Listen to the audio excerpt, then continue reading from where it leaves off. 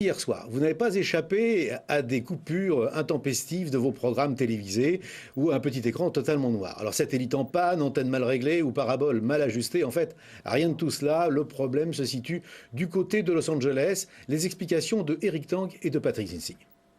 Oui, bonjour Régis, à nouveau Monsieur Mouret, Polynésie, complété. On a une rupture totale sur les deux services. Ça vient de se rétablir. Ça a duré 3 minutes environ. Ça vient de se rétablir, je ne sais pas si ça va tenir.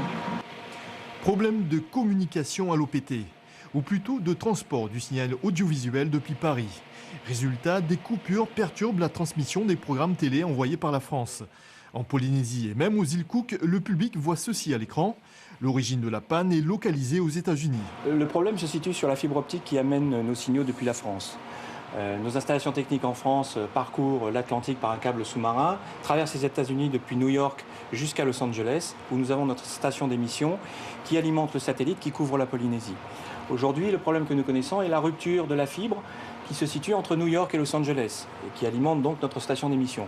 N'ayant plus cette fibre, nous n'avons plus la possibilité d'alimenter le satellite, ce qui génère la coupure que nous connaissons depuis 2 jours. Ni le satellite, ni même de soi-disant attentats aux États-Unis ne sont la cause de ces pannes à répétition. Alors, depuis 9h du matin, RFO fait la bascule.